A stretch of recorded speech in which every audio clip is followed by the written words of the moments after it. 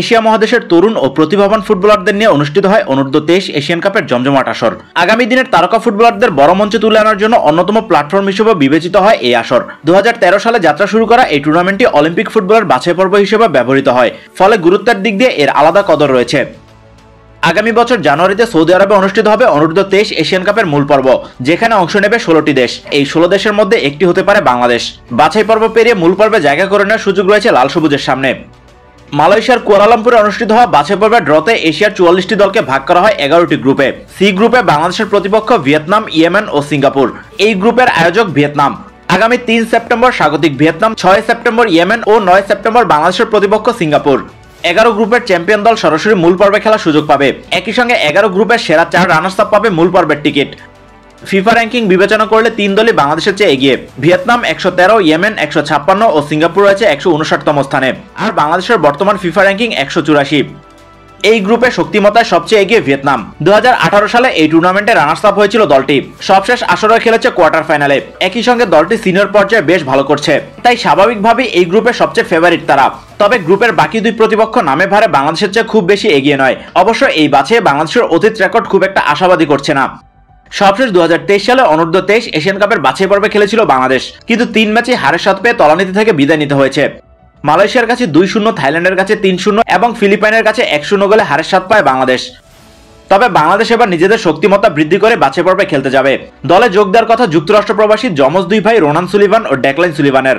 Ronan ও decline সুলিভানের মা বাংলাদেশি। 3 দেশের নাগরিকত্বের সুযোগ থাকলেও তারা বাংলাদেশের হয়ে খেলতে আগ্রহী। MLS নেক্সটে চলতি সিজনে রোনান স্ট্রাইকার হিসেবে নিয়মিত গোল করে যাচ্ছেন, আর ডেকলাইন খেলেন রাইট ব্যাক পজিশনে। এদিকে গত বছর অনূর্ধ্ব 17 দলে খেলে যাওয়া আরহাম ইসলাম এবার খেলবেন অনূর্ধ্ব 23 দলে। অস্ট্রেলিয়ান ক্লাব ওয়েস্টার্ন ইউনাইটেডের যুব দলের অধিনায়কত্ব করা এই উইঙ্গার বাংলাদেশের ফুটবল প্রেমীদের কাছে ইতিমধ্যে বেশ জনপ্রিয় হয়ে গেছেন। একই সঙ্গে তার কাছে প্রত্যাশাটাও বেশি।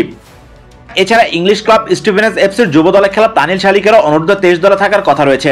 রাইট উইং, লেফট উইং এবং অ্যাটাকিং মিডে খেলে অভ্যস্ত তিনি। বয়সভিত্তিক ক্যারিয়ারের শুরুতে খেলেছেন টটেনহামের মতো ক্লাবের একাডেমিতে। গুঞ্জন রয়েছে ফাহমিদুল ইসলামকে খেলানো হতে পারে অনূর্ধ্ব 23 দলে। ইতিমধ্যে জাতীয় দলে 2টি ম্যাচ খেলেছেন ফাহমিদুল। ইতালিয়ান চতুর্থ স্তরের ক্লাব ওলবিয়া ক্যালসিওর এই উইঙ্গার অনূর্ধ্ব 23 দলে খেলে নিঃসন্দেহে দলের শক্তি বাড়বে।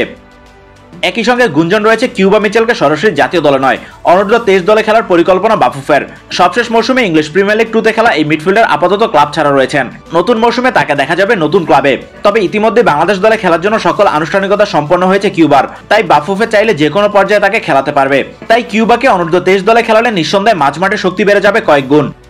এছাড়াও বয়সের কারণে জাতীয় দলের অনেক ফুটবলারই এই আসরে খেলার জন্য যোগ্য। তবে একই সময় ফিফা উইন্ডোতে জাতীয় দলের খেলা থাকায় 2 দলের খেলোয়াড়দের নিয়ে সমন্বয় করা হবে। এখনো হাতে বেশ কয়েকদিন সময় থাকায় বিষয়টি নিয়ে কাজ করছে বাফুফে।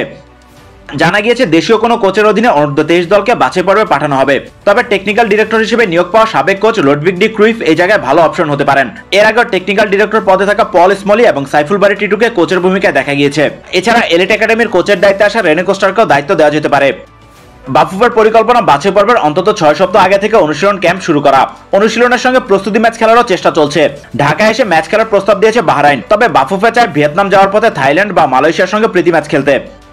এছাড়া অক্টোবরে হংকং ম্যাচের আগে কিউবা ফাহমিদুলদের বেশি ম্যাচ খেলার সুযোগ করে দিতে অনূর্ধ্ব 23 দলে খেলানোর পরিকল্পনা বাফুফের। কারণ সেপ্টেম্বর উইন্ডোতে জাতীয় দলের সঙ্গে সর্বোচ্চ 2টি ম্যাচ খেলার সুযোগ থাকবে। অন্যদিকে অনূর্ধ্ব 23 দলের হয়ে খেললে সর্বোচ্চ 5টি ম্যাচ খেলার সুযোগ থাকবে। অনূর্ধ্ব 23 এশিয়ান কাপের বাছাই পর্বে গ্রুপ চ্যাম্পিয়ন কিংবা সেরা 4 রানার্স আপের একটি হতে পারলে মিলবে মূল পর্বে খেলার সুযোগ। এই সুযোগ অর্জনে সেরা পারফর্মারদের নিয়ে একটি শক্তিশালী দল গঠন করা হবে, এমনটাই প্রত্যাশা ফুটবল প্রেমীদের। গ্রুপ অনুযায়ী নিজেদের সেরাটা দিয়ে খেলতে পারলে মূল পর্বে জায়গা করে নেওয়া অসম্ভব কিছু নয়। বাকিটা প্রমাণ মিলবে প্রস্তুতি এবং মাঠের খেলায়।